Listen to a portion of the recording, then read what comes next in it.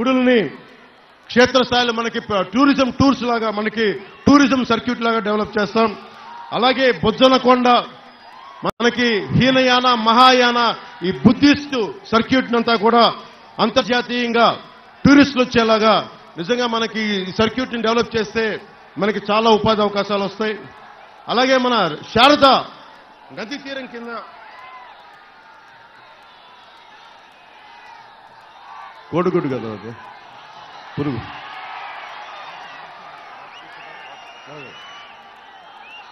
ఇంత ఇదే విదేశాల్లో ఇలాంటి శారదా నది కానీ ఉండుంటే ఒక గొప్ప క్షేత్రస్థాయి ఒక టూరిజం స్పాట్ అయిపోయేది.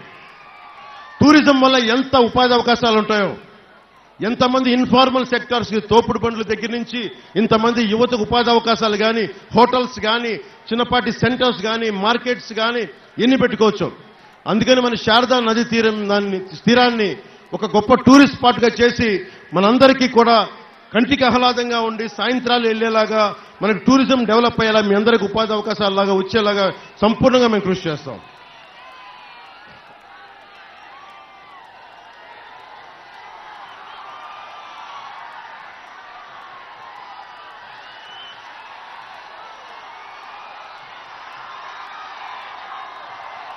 ఇందాక వస్తూ ఉంటాయి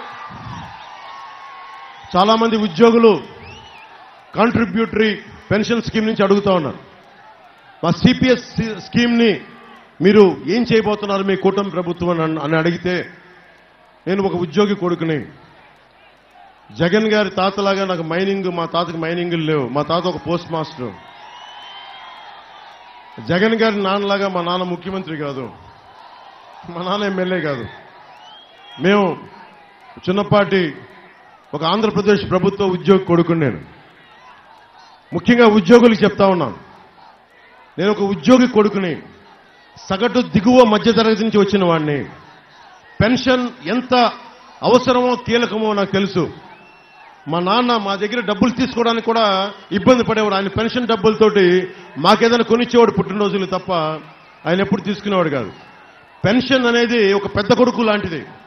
పదవీ విరమణ చేసిన ఉద్యోగికి పెన్షన్ అనేది ఒక పెద్ద కొడుకు, ఒక బలమైన ఆసరా. మేము గనుక మీరందరూ ఆశీర్వాదంతో ప్రభుత్వానికి మాకు ఇవ్వగలిగితే, ఇస్తున్నారని నాకు తెలుసు, కానీ నా బాధ్యత మా కూటమి ప్రభుత్వం వచ్చిన సంవత్సరం లోపు ప్రతి ఉద్యోగి, ప్రభుత్వ ఉద్యోగి కాంట్రిబ్యూటరీ పెన్షన్ స్కీమ్ కి దానికి ఒక పరిష్కార మార్గం కొనుక్కునే సంవత్సరం లోపు. ఎందుకంటే చాలా మెలికలు ఉన్నాయి, దాంట్లో చాలా ఇబ్బందులు ఉన్నాయని చెప్తా ఉంటే, వైసీపీ వ్యతిరేక ఓటుని చీలనివ్వనని చెప్పి ఈ రోజున సాధించి మీ ముందుకు వచ్చాను. కాంట్రిబ్యూటరీ పెన్షన్ స్కీమ్ ని ఉమ్మడి ఆంధ్రప్రదేశ్ మాజీ ప్రభుత్వ ఉద్యోగి కొడుకుగా చెప్తున్నాను. మీ పెన్షన్ పథకాన్ని మీ పెద్ద కొడుకు లాగా ఒక ఆసరాగా ఉండేలాగా మా కూటమి ప్రభుత్వం తీసుకుంటాం. సంవత్సరం లోపే కొణతాల రామకృష్ణ గారు కానీ, మనోహర్ గారు కానీ, చంద్రబాబు గారు కానీ అందరం కూర్చొని అసెంబ్లీలో దీనికి ఒక సంవత్సరం లోపు తర్జన భర్జన చేసి, వాదోపవాదాలు చేసి ప్రతి ప్రభుత్వ ఉద్యోగికి భద్రత కలిగించేలాగా, మీ 30 సంవత్సరాలు పనిచేసిన తర్వాత మీ జీవితానికి భద్రత ఉండేలాగా మేము సంపూర్ణంగా చర్యలు తీసుకుంటాం, మీకు అండగా నిలబడతాం అని చెప్పి నేను ఎనకాపల్లి నడిబొడ్డున నూకాలమ్మ సాక్షిగా నేను మీకు అండగా ఉంటాను. మీరు చెప్పండి, మనకి ఈ రోజున అనకాపల్లి కొత్త జిల్లాగా ఏర్పడింది.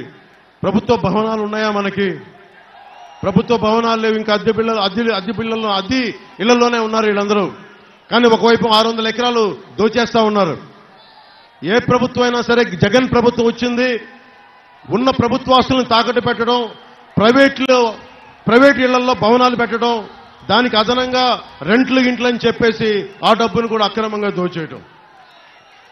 ఎన్టీఆర్ గవర్నమెంట్ ఆసుపత్రి ఉంది మనకి. పీలా గోవింద్ గారి సమయంలోనే దానికి ఏసీలు కూడా చేయించారు ఆయన.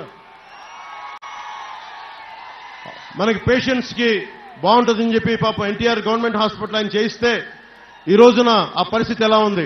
గర్భిణీ స్త్రీలు వస్తే వైజాగ్ విశాఖ కేజీహెచ్కి పంపించే పరిస్థితి. ఒకవైపు సిటీ నడిబొడ్డున మనకి డంపింగ్ యార్డ్ ఉంది. మనకి రాష్ట్రంలో ఏ మూలకెళ్ళినా డంపింగ్ యార్డ్. దాదాపు చుట్టుపక్కల ఉన్న ప్రాంతంలో మీకు ఎంత దుర్వాసన ఉంటుందో నాకు తెలుసు. మొన్న ఈ మధ్యన నాకు వీడియోలు పంపించారు.